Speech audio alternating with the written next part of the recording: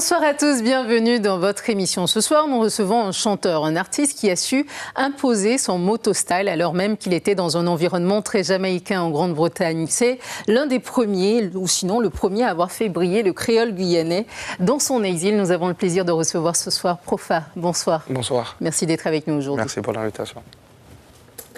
Vous êtes né le 10 février 1982 en Guyane. Votre parcours musical a débuté très tôt, à l'âge de 4 ans. En 1990, alors âgé de 8 ans, vous côtoyez les grands du quartier. Ce sont eux qui vous baptisent alors Professeur Adams, qui deviendra par la suite Profa. De 1990 à 1995, vous devenez un artiste incontournable puisque vous écumez les scènes musicales guyanaises en imposant votre style. Et ça paye, puisque vous êtes convié sur scène en première partie de grands artistes francophones tels que Passy, MC Solar, Pete Bacardi, pour ne citer que. L'année 2000, avec votre groupe 333, vous faites une tournée de 4 ans à travers la France et plusieurs pays d'Europe, Suisse, Belgique, Allemagne, Tunisie. C'est au travers de la compile Spiritual House of Rastafari que vous vous faites définitivement connaître du grand public grâce au titre Nouja fait bon chemin. S'ensuit la sortie du maxi 8 titres Simi Tune, mixé par le DJ Battle, élu meilleur DJ de l'année en 2008. Vous avez aussi des talents d'auteur. C'est vous qui signez le single Sweet Lady, interprété par l'artiste William Baldé. Mais vous continuez à vous occuper de votre propre carrière. C'est ainsi que Moto Style Volume 1, réalisé et mixé par Selecta BLS et DJ Battle, verra le jour, avec un premier single qui explose tout, Nous pas Jean Kémoli. Vous faites attention aux messages que vous véhiculez. C'est tout naturellement que vous acceptez de participer à la campagne de prévention santé Nous Plifo de l'INPES et du ministère de la Santé et des Sports, aux côtés de Jacob Desvarieux et Dédé Saint-Prix. Malgré des propositions de maisons de disques, vous préférez l'indépendance artistique. C'est donc dans cet état d'esprit que vous revenez en force dans le milieu musical pour le plus grand plaisir de vos fans. Profa, merci d'être avec nous encore et merci aussi de penser à ce que vous dites dans votre musique parce que les jeunes écoutent, les jeunes s'intéressent à ce que vous faites et s'identifient à vous. Pourquoi est-ce que c'est important pour vous de mettre l'accent sur le fond, surtout ? Je vais te dire la vérité, en fait, le jour où j'ai vraiment pris conscience que mes mots touchaient les gens au-delà des générations, ça a été ici. Je suis tombé sur des caméramans, réellement. Oui. Qui est venu me voir et qui me dit « Oh, man, mon mère a 70 ans, moi, j'aurais chanté ton tune, man. » Et ça m'a énormément touché, quoi. Donc, c'est-à-dire, même si mon travail, c'était de le faire aussi pour ma génération, mais le but aussi était de toucher au dehors de ma génération, en fait. Qu'il y ait une passerelle qui se fait entre l'ancienne et la nouvelle génération. Donc, c'est-à-dire que, pour moi, il fallait que nos anciens aussi puissent prêter l'oreille et écouter ce qu'on disait, en fait. Oui. Mais il fallait qu'on utilise les bons mots. Et je pense que à cette période-là, j'ai trouvé la bonne alchimie pour qu'ils puissent m'écouter, en fait. On commence toujours avec l'invité à parler d'un souvenir marquant de sa vie. Un souvenir qui, pour vous, a été fondateur de la suite, en réalité. Vous avez passé pas mal de temps en Grande-Bretagne et là, c'était un souvenir assez fondateur pour vous. Pour quelle raison ? Pour moi, ça a été le déclic, quoi, en fait. J'ai été réellement jeté, on va dire, dans le monde.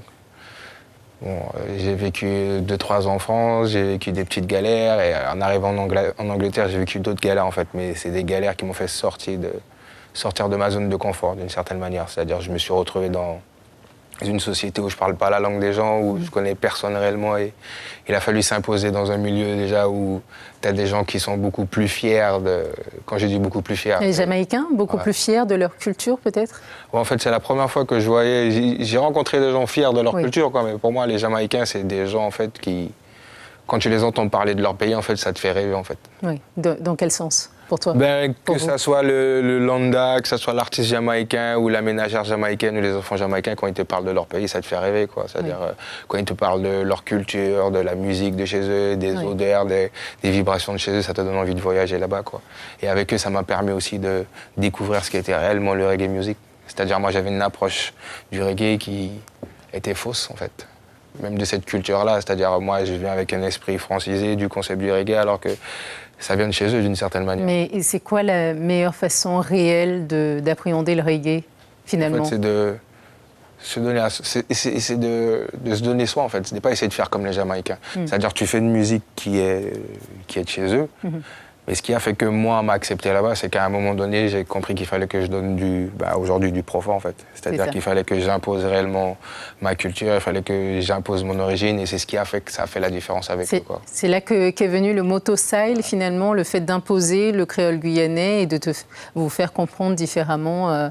Réellement, c'est même pas en Angleterre, c'est après l'Angleterre. Oui. Parce que pendant la phase en Angleterre, j'ai pas réellement beaucoup écrit, en fait. Moi, j'ai ce genre de petits problèmes-là. Je suis une éponge, j'absorbe beaucoup de choses, et c'est après que toutes les choses apparaissent. Et c'est en retournant à Paris où, voilà, avec tout ce que j'avais vécu là-bas, ça m'a donné même pas l'envie, la mission d'imposer ma culture aux autres, quoi. À quel moment est-ce que vous êtes parti? Vous avez pris vos bagages à un moment donné et vous êtes parti de Guyane pour partir en Hexagone. Comment ça s'est fait? Exactement, à 18 ans, je passais en même temps mon BEP à cette époque. Bon, après, c'est une phrase qui revenait toujours dans ma tête où le daron me disait, bon, quand on toquait majeur, tu sais qu'il fait ça, tout est toqué, quoi. Quand j'ai eu mes 18 ans, j'ai pris mes kicks et mes claques et je me suis cassé, quoi. Oui. Parce qu'en fait, j'avais dans ma tête cette envie de sortir de mon cocon, j'avais envie de m'exprimer, j'avais envie de me découvrir, quoi. Et en allant en Europe, je me suis réellement découvert, quoi. L'exil, ça vous a inspiré un morceau, justement? Totalement. C'est-à-dire au dehors de mon exil, mais aussi ce que j'ai vécu avec d'autres personnes. Dans cet exil-là, j'ai rencontré des personnes qui ont vécu un exil qui était beaucoup plus profond que le mien. Et ça m'a permis en fait de voir qu'on vit tous la même problématique, quoi, d'une certaine manière. Qu'on vient de Guyane, qu'on vient de Jamaïque, qu'on vient d'Haïti, qu'on vient d'Afrique, ou qu'on laisse notre mère patrie et qu'on la laisse... On le fait des fois par dépit, en fait. Oui. On ne le fait pas parce qu'on a envie de le faire. C'est-à-dire qu'on a besoin de construire notre vie chez nous, construire notre vie d'une certaine manière, quoi. Donc on laisse papa, on laisse maman, on laisse nos frères, on laisse nos sœurs, on laisse tout ce qui fait qu'on est, tout ce qui fait ce qu'on est, quoi, d'une certaine manière. Vous parlez principalement d'une claque intersidérale lorsque vous êtes parti en exil comme ça avec votre baluchon à l'âge de 18 ans. C'était quoi cette claque? En fait, comme je dis, me projeter réellement dans la vie, quoi. C'est-à-dire, en Guyane, j'étais dans mon cocon, j'étais avec mes amis, j'étais avec ma famille. Donc, c'est-à-dire, je reconnaissais les gens d'une certaine manière. Mais après, là, tu arrives en Europe et puis, au bout de 3 semaines, 4 semaines, en fait, d'une certaine manière, tu es à la porte, quoi. Oui. Donc, il faut que tu cherches les moyens, tu vas dormir ce soir, comment tu vas gérer ta crise. C'est ça. Donc, au début, ça a été compliqué, quoi. Ça a été compliqué de devenir un homme, parce qu'on ne m'avait pas appris à devenir un homme, quoi. Donc, je sortais de l'adolescence, même si tu as 18 ans, tu dis que tu es un bonhomme, mais ça s'apprend avec l'expérience, quoi. Donc, c'est pour ça que j'ai pris réellement une claque intersidérale, quoi, parce que ça m'a remis les pieds sur terre, en fait. Et il y a un livre en particulier que vous avez lu, qui a sans doute contribué à vous aider à devenir davantage un homme. Quel est ce livre? Nation d'agriculture de Sharon Tadiop. Oui. Pour moi, voilà, au dehors d'une autre claque intersidérale, c'est un bouquin qui a chamboulé mon cerveau. Et de par rapport à sa richesse et de par rapport à... En fait, c'est un des premiers bouquins que je lisais où... Un historien africain qui donc parle un peu du parcours de... Pour moi, c'est pas un peu du parcours, pour moi. De l'histoire réelle de l'Afrique. Ouais. Quand je dis l'histoire réelle, c'est-à-dire, on n'a pas toute l'histoire, mais on va dire il a amené les prémices, en fait. C'est-à-dire la manière, le fait de réveiller les consciences. Donc avec ce bouquin-là, ça m'a permis, moi, d'être un peu beaucoup plus curieux. Et c'est-à-dire de ne pas me contenter de ce qu'on me donnait, d'aller chercher beaucoup plus loin, en fait. Et ça m'a permis aussi de me positionner en tant qu'être humain et pas simplement en tant que Guyanais, quoi. Donc, c'est-à-dire au dehors de Motostyle, ça m'a permis, moi, d'être fier de ce que je suis, d'être encore plus fier d'être Guyanais et puis d'être encore plus fier d'être un descendant africain, avec même toutes les origines que je peux avoir dans mes veines, quoi. Et ce bouquin-là m'a permis, en fait, de me positionner comme ça. Pour moi... Vous disiez avoir beaucoup de clivages entre Antillais, Guyanais, Africains aussi. Dans votre tête, au départ, c'était un peu plus compliqué de parler d'unité. C'est quoi l'unité réelle qu'on a aujourd'hui? En fait, on a vécu une histoire qui a été traumatisante. C'est-à-dire, tu vois, ils sont venus chercher des gens sur un continent, ils les ont emmenés sur un bateau. Ils ont pris mon père, ils ont pris ma mère, ma grand-mère, toute ma famille, quoi, en fait. Ils les ont disséminés dans différents pays. Ils les ont emmenés en Haïti, ils les ont emmenés en Guadeloupe, ils les ont emmenés en Martinique, ils les ont emmenés en Guyane. Et ça a fait que, au dehors de tout ça, quand tu prends position, c'est-à-dire quand tu domines sur une nation, tu es capable, en fait, d'effacer sa propre histoire, quoi, de réinventer une histoire. Donc, pour moi, il a été important en dehors d'être guyanais, de chercher mon histoire, quoi. On parle d'une histoire. Est-ce qu'il y a des transpositions à faire aujourd'hui? Est-ce qu'aujourd'hui encore c'est le cas? L'esclavage est toujours là? Est-ce que... Bon, on le voit toujours dans ce qui s'est passé en Syrie, dans les autres pays, Orient ou ne serait-ce même en Europe, quoi. Après, l'esclavage a une manière, des fois elle n'est pas réellement physique, elle est peut-être mentale, elle est peut-être psychique, mais ça existe toujours, quoi. Aujourd'hui, quand tu vois que tu as un Lilian Thuram qui dit la vérité, et qu'on veut le stigmatiser en tant que raciste alors qu'il ne fait que prendre position pour sa communauté, comme certaines communautés le font aussi pour leur communauté. Donc, moi, je ne comprends pas pourquoi à chaque fois que nous, les Noirs, on a quelque chose à défendre, en fait, que c'est une problématique. Est-ce que c'est les Noirs d'un côté et les Blancs de l'autre? Non, en fait, c'est ce qu'ils veulent emmener, quoi. C'est-à-dire, moi, je pense que déjà, il faut que nous, on se trouve, quoi. Il faut qu'on sache d'où l'on vient, il faut qu'on connaisse notre histoire, c'est-à-dire un arbre sans racines ne peut pas vivre d'une certaine manière. Donc, si on ne va pas chercher d'où l'on vient, c'est super compliqué, quoi. D'abord, même ne serait-ce pour s'imposer en face des autres personnes, eux, ils connaissent leur histoire, donc c'est pas une histoire de clivage, mais une fois que, je pense que nous, on aura effacé ce problème de notre vie, je pense que les choses iront beaucoup mieux. Il y a un coup de cœur en particulier, justement une femme qui, elle aussi, tient à ce que tout le monde puisse reconnaître ses origines, tout le monde puisse aller de l'avant en s'inspirant du passé. Qui est cette personne? Christiane Taubira. C'est quelqu'un, moi, qui... Je ne parle pas de politique, hein, ni politique, ni religion, c'est des sujets où... Pour moi, j'ai mes convictions, c'est les miennes, quoi. C'est-à-dire chaque personne voit les choses comment ils vont, mais... En fait, cette dame-là, elle m'a permis, moi, de sortir de ma zone de confort et au moins de m'identifier à quelqu'un de grand, quoi. Donc, c'est-à-dire, quand moi je l'ai vu évoluer en Europe, et je vois en fait les coups de bâton qu'on continue à prendre. Et la maman, elle est là toujours, tu vois, à défendre ses idées, à imposer le truc. Et moi, c'est ce qui Vous l'appelez maman? Oui, parce que pour moi, c'est ma mère, quoi. Quand je dis c'est ma mère, parce que déjà, elle est plus grande que moi, c'est un respect pour moi. Toutes les personnes plus âgées que moi, je les appelle maman, quoi. Bon, après, on va dire... C'est juste l'une des femmes les plus puissantes au monde, reconnue mondialement, ancienne garde des Sceaux, Christiane Taubira. Vous l'avez rencontrée comment? Oui, je l'ai rencontrée par rapport à mes différentes scènes, à ce que je voulais représenter d'une certaine manière. Et quand j'ai fait appel à elle pour mon projet, elle m'a pas dit non, quoi. Elle a dit oui tout de suite. En fait, elle m'a même permis, en fait, la photo que l'on voit, c'est qu'on était à l'Assemblée nationale. Donc je pense que je suis même le seul rappeur, même le seul chanteur francophone à avoir fait un clip à l'Assemblée nationale. C'était le clip Exil qui était tourné dans les jardins de l'Assemblée nationale. Voilà. Comment ça s'est passé? Comment elle a amené ça, justement? Madame Taubira, elle a son franc-parler, elle n'a pas le temps, quoi. Donc pour moi, c'est une brave. Donc j'essaye de suivre son exemple. Donc c'est-à-dire, pour moi, il n'y a pas de porte, en fait. C'est-à-dire...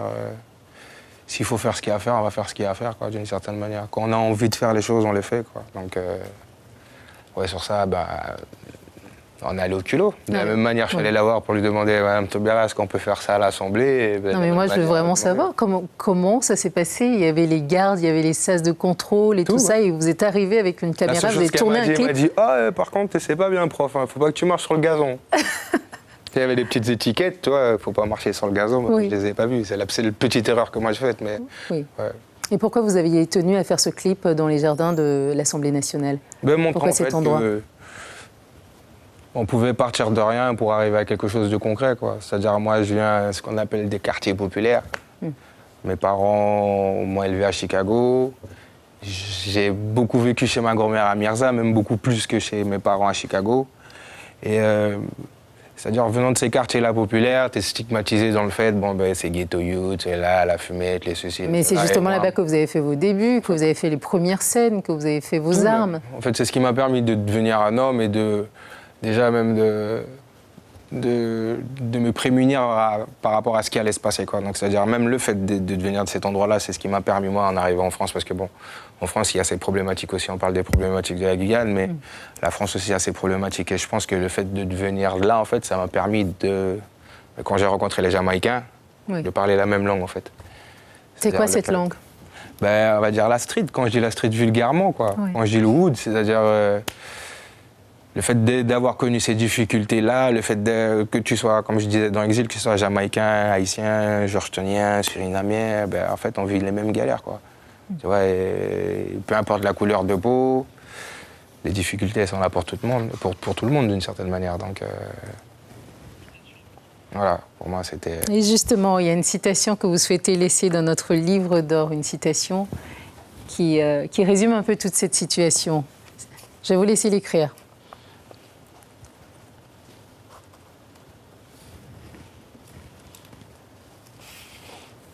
C'est quoi cette citation? Il n'y a pas de repos pour les braves. C'est un samedi, quand j'étais magasinier, cariste à l'époque, et un client qui... En fait, je me plaignais un petit peu de ma situation, quoi. Parce que déjà, je me plaignais de travailler les samedis. C'est là qui venait... C'est énorme de travailler les samedis. Non, bah non. Réellement, en fait, moi, j'ai aucun problème. C'est-à-dire, aujourd'hui, je travaille 24 heures sur 24. J'ai mon travail, j'ai la musique, j'ai ma vie de famille, j'ai les études encore. Derrière, donc moi, ça s'arrête jamais, quoi, d'une certaine manière. Mais cette phrase-là, en fait, des fois, on dit certains mots qui vont pas, en fait, travailler ton esprit dans l'immédiat. Mais c'est ça. Cette phrase-là, c'est devenu un leitmotiv jusqu'à l'heure d'aujourd'hui, quoi, en fait. C'est quoi un brave? Un brave, c'est un gars qui, même malgré les galères, même malgré les difficultés, il est là toujours, quoi. C'est-à-dire, on peut lui cracher dessus, on peut lui dire que c'est pas bon, mais il va démontrer aux gens que peu importe ce que vous dites, on ne lâchera pas l'affaire, quoi. Quand on a 18 ans et qu'on prend sans doute toutes les économies que vous aviez à l'époque pour prendre un billet, aller simple? Non, il n'y a pas d'économie. Pour l'Hexagone? Mais qu'est-ce qui vous passe par la tête à ce moment-là? La musique, en fait. Oui. Moi, c'était la musique. Je n'arrivais pas à m'émanciper musicalement ici, en fait. Pour moi, je perdais mon temps, en fait. Je perdais mon temps, je tournais en rond. Il n'y avait pas de structure, il n'y avait pas de studio. Il y a certains grands qui nous ont donné quand même une force, quoi, mais il n'y a pas eu réellement de direction. Et en fait, moi, j'avais envie d'échanger. J'étais fan, en fait, de tous ces artistes français qu'on voyait dans les magazines, qu'on voyait les Raga Sonic, les Daddy Nutty, tous ces gars. J'avais envie de m'identifier à ça. Et pour moi, quand vous arrivez à l'aéroport, vous commencez par quoi? Appeler mon frangin, pas mon frère, mais un de mes potes, parce que déjà, il était en retard. Je lui ai dit, bon, ça y est, écoute-toi. Il dit, ouais, déjà, moi, je suis le bel, mais t'as loin, moi, arriver là. Bon. Et puis voilà, l'aventure, elle a commencé. En fait, c'est même pas les économies, hein, c'est-à-dire... Peu importe, là, à ce moment-là. Ouais, le premier fast-food, on va dire, je vais pas donner son nom, mais le premier fast-food qui s'est construit ici, je suis allé postuler. Oui. J'ai travaillé 1 mois, j'ai pris mon billet, je suis parti. Et dans toujours cette optique d'indépendance, en 2005, vous avez été repéré au départ par Mr Biz et ensuite vous avez décidé de vous produire vous-même. Et encore une fois, vous êtes parti à l'aventure. Comment ça a débuté? Donc, Mr Biz, on s'est rencontrés par le biais de Lion Scott, le grand frère à Joe Star, avec qui on était parti en Tunisie. Et voilà, Mr Biz, à cette époque, il faisait un projet qui s'appelait Infamous French Mob, qui réunissait tous les rappeurs français sur des prods de Avoc, du groupe Mob Deep. Parce que lui, il a été manager de ce groupe. Il a été manager aussi des Fujis à l'époque de leur premier album. Donc, par rapport à cette expérience-là, en fait, voilà, il y a eu un déclic musical où lui, voilà, il m'a proposé, en fait, s'il ne voulait pas qu'on travaille ensemble, quoi. Et moi, je lui ai dit, bon, ben, vas-y, tant qu'à faire, pourquoi pas, quoi. Donc, parce que moi, ça m'avait déjà impressionné par rapport à son parcours, tout et tout. Et c'est la première fois de ma vie, en fait, où je découvrais ce qu'était le développement artistique et même encore plus loin, la psychologie de la musique, quoi. C'est-à-dire c'est cette période de ma vie, là, réellement, qui m'a permis de mûrir. Professionnaliser un peu ce que vous faisiez au départ par passion également. Il y a une personne en particulier avec qui vous avez fait les 400 coups, à la fois en Guyane et puis après, en partant en Hexagone, avec qui vous avez fait à peu près le tour du monde. Amadeus. Oui. Il a quelque chose à te dire. Ah, j'étais au courant. Adams, Tidams, professeur Adams, Profa. Toutes ces appellations caractérisent l'évolution qu'il y a eu autour de ce personnage. La petite anecdote que j'ai à vous raconter, c'est le tout début, quand on était dans leur chambre, à Profa et son grand frère Stid. En fait, c'est plus Stid que je connaissais. Bon, Adam, c'est le petit frère. Vous savez, on a toujours tendance à renvoyer les petits frères, à les écarter, à les embarrer. Et je m'amusais à pianoter, à faire des petites compositions avec Stid, avec Etienne et les frères Poloni. Parce qu'on aimait déjà ça, on aimait déjà tout ce qui est artistique, musical. Parce qu'en plus, il y avait MC Solar qui était venu en Guyane, donc nous étions les jeunes groupies, entre guillemets. Et Adams voulait chanter absolument. Et on a composé un petit son, puis on a dit, tiens, chantez une bête. Quand on les chanter. Puis il est venu près de nous, puis il nous a lâché un tune que j'avais enregistré à l'époque, sur cassette. Et son premier son, ça a été Air Jordan, je veux des Air Jordan, Air Jordan, je veux des Air Jordan. Et ce son-là, ça a été le début, en fait, d'une révélation, puisque c'est par la suite que l'on connaîtra toute l'épopée qu'il y a eu autour du groupe au BBC 333, que l'on a monté par la suite. Et ça a été le déclic. Et c'est là que j'ai vu que ce petit jeune, il avait quelque chose en lui. Et il l'a exploité et ça a donné Profa au jour d'aujourd'hui. En tout cas, mon ami, mon frère, sache que Amadeus gagne beaucoup l'homme pour ton socio. Et ça, personne, à part bon Dieu, et même bon Dieu pas qui tirer, parce que bon Dieu savait qu'il y a l'homme qui est sincère. Personne pas qui arrive à tirer, mon frère. Je t'aime, mon ami. En tout cas, va là où tu dois aller. Fais ça, il y a pour faire. Fais ton bête. Bisous. Tui, c'est qu'il est best. Big up, mon frère. Je suis allé, le ouf. Il n'a pas réussi. Il a failli. Non, mais après, voilà, presque. Vous faire chialer. Ouais. À ce niveau-là, c'est plus un frère, c'est plus un ami, c'est un frère plutôt. Ouais, exactement. Oui. Parce qu'on a vraiment commencé ensemble, on a vraiment galéré ensemble. Et comme je disais, c'est la première personne qui m'a permis, au dehors de toutes les personnes qui ont été sur mon parcours musical, qui m'a permis, moi, de m'ouvrir musicalement, quoi. Ce qu'on appelle c'est lui-même qui m'a fait découvrir ce mot-là, éclectique. Oui. Donc on écoutait de la musique. Qu'elle fait d'écouter beaucoup de styles de musique. Du Charles Aznavour, Oui. écouter des trucs qui n'étaient pas réellement dans nos cases musicales, mais ça m'a permis, moi, de peaufiner mon écriture au dehors du créole, c'est-à-dire même au niveau du français, d'avoir aussi cette plume différente des autres, quoi. Et la collaboration continue ou pas? Oui, toujours. Oui. Après, peut-être pas musicalement comme on le faisait à l'époque, mais on est sur d'autres projets. Un morceau de musique, justement, que vous souhaitez partager avec nous, un morceau de musique qui a eu beaucoup de succès au moment où vous l'avez sorti en 2000, dans les années 2010. C'était quoi ce morceau? Nous pas Jean Kémoli Pouillé. Vous considérez que c'est l'hymne guyanaise? En fait, je ne le considère pas, c'est ce qu'on m'a rapporté d'une certaine manière. Donc, oui. Pour moi, ça a été une fierté. Et je sais que ce morceau-là, il a aidé beaucoup de personnes, en fait, à un moment donné dans leur vie. Et beaucoup de personnes sont venues me le dire, quoi. Donc, et à chaque fois que je fais ce morceau, que ça soit hier, demain, après-demain, il a toujours la même intensité, quoi. Non pas Jean Kémoli, non pas Jean Kéfaibli également. Pourquoi est-ce que vous avez écrit ça à ce moment-là? C'était quoi l'histoire, au fond? Moi aussi, c'était moi. On va dire que la musique, pour moi, c'est ma manière de faire ma thérapie psychologique, en fait. C'est-à-dire, on va dire que moi, étant à l'extérieur, j'avais besoin aussi de moi me réconforter dedans, quoi, en fait. J'avais besoin de me dire aussi que je vais pas lâcher l'affaire, même en étant à l'extérieur, quoi, parce que, voilà, que j'allais toujours tenir le cap, même si c'était compliqué. Et je pense que d'abord, c'était pour moi, et puis... C'est-à-dire, moi, le moi, en fait, je l'écris nous. Oui. Il y a eu des moments de doute? Oui, je pense comme tout artiste dans sa vie, des moments de doute, des passages à blanc, des passages à vide, des passages à rose, à bleu, à toutes les couleurs s'il fallait, mais je pense que c'est ce qui a permis en fait que ces choses en fait moi ce que je suis aujourd'hui en fait. Comment vous voyez votre parcours aujourd'hui? Après le jeune garçon de 4 ans qui était sur les podiums à fond, en train de faire les premiers télécrochets, les premiers radiocrochets, etc. Et maintenant, où est-ce que vous en êtes? Qu'est-ce que vous pensez de tout ça? Je me dis, il a quand même fait un bon petit parcours. Bon, il n'a pas encore fini de faire ce qu'il a à faire, mais je me dis en fait que pour un petit jeune qui est sorti de rien, on a fait des grandes choses, quoi. J'ai voyagé, j'ai vu beaucoup de choses, j'ai rencontré beaucoup de gens, j'ai côtoyé beaucoup de gens jusqu'à l'heure d'aujourd'hui, quoi.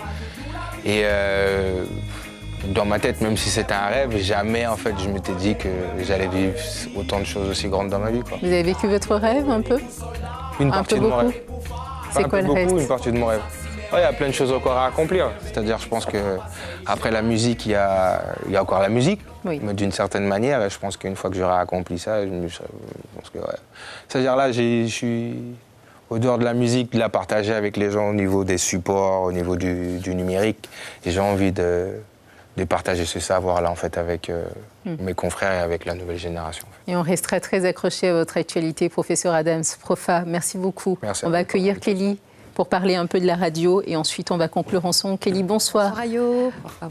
Et aujourd'hui, vous allez nous parler de Jennifer Baratini. Baratini, exactement. Jennifer est arrivée en été, c'était l'été 2018, sur les antennes de Guyane la première. Elle a occupé la tranche 18h-19h dans l'émission Hashtag qui mettait en avant les talents de Guyane. rentrée de septembre 2018, elle reprend le flambeau de l'émission Service après-vente de 10h à 11h. Une émission qui permet d'accompagner la population dans les différentes démarches au quotidien, de les informer également sur les différents axes de la vie quotidienne pour avoir les bons comportements, les bonnes attitudes et les bons gestes au sein des différents professionnels. Notez ce rendez-vous très important du lundi au vendredi, Service après-vente présenté par Jennifer Baratini sur Guyane la Première. Jennifer Baratini, merci beaucoup. Merci Yayo. Bonne soirée, à demain. Merci beaucoup de nous avoir suivis. On recevait ce soir professeur Adams, qui est donc le premier Guyanais à avoir imposé le motostyle à travers le monde et qui nous a fait le plaisir d'être avec nous ce soir. Il nous a parlé de sortir de sa zone de confort, comme il a fait à l'âge de 18 ans, à partir en Hexagone pour vivre son rêve de persévérance et d'amitié également. Merci de nous avoir suivis. Restez accrochés sur Guyane la Première. Merci beaucoup, Profa. Merci à vous. C'est une bonne émission. Ça s'est bien passé pour vous? Ouais, franchement cool. Ouais. C'était cool. Et là, l'avion, juste après. Ouais, là, je vais courir, je vais aller déposer la voiture des partenaires. Suivez l'info sur Guyane la Première, télé, radio et Internet.